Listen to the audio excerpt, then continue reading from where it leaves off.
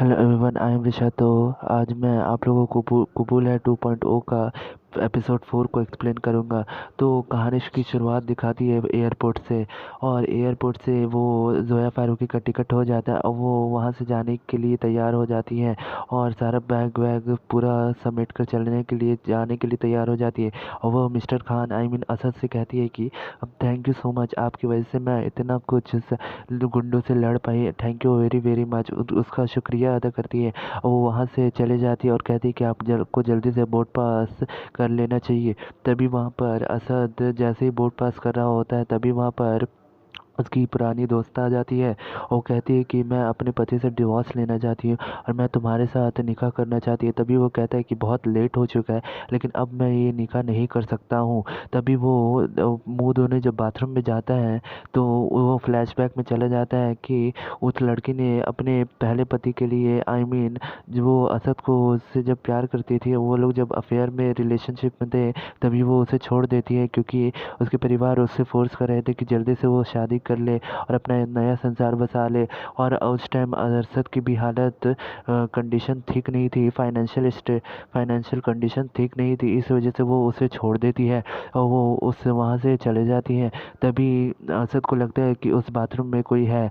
तभी वो खोलता है तो देखते हैं सामने सना को, जो जोया की दोस्त रहती है। वो उसे खोलता है और कहता है कि तुम यहाँ। तो वो कहती है कि मुझे कुछ गुंडों ने यहाँ पर बांध लिया है। तभी वो कहती है, सना कहती है कि तुम जोया को ये ट्यून वाला बॉक्स दे देना।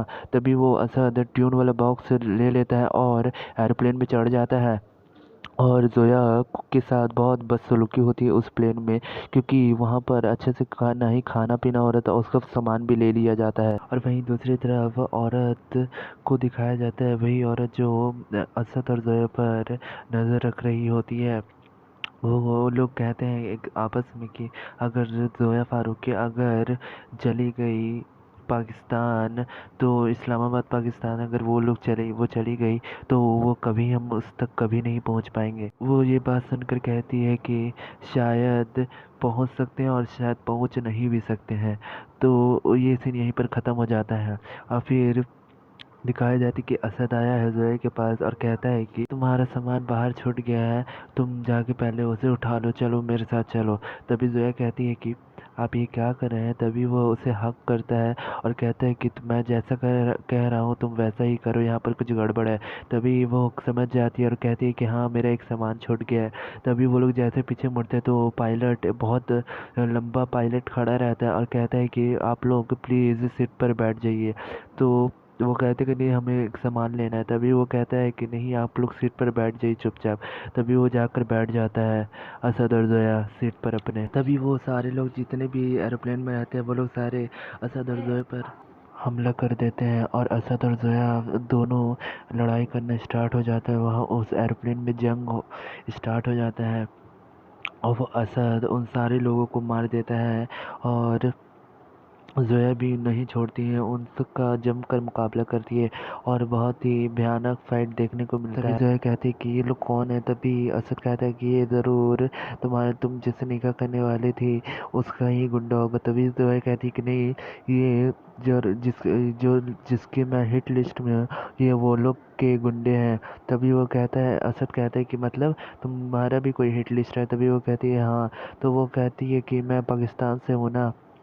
और वो कहता है कि तुम हो कौन। तभी वो कहती है कि जनरल फारूकी की बेटी हूँ मैं और मैं पाकिस्तान से हूँ। तभी ये बात सुनकर असद भी थोड़ा शॉक में होता है, लेकिन कुछ देर बाद फिर से वो लोग थोड़ा थोड़ा उठने लगते, लेकिन असद उस लोगों को मार कर सुला देता है। फिर उसके बाद दिखाता है कि असद और जोया में अच्छी बातचीत हो रही है और वो लोग आस्ते आस्ते करके एरोप्लेन नीचे आ रहा था और वो लोग इस्लामाबाद पाकिस्तान में पहुंच जाते हैं।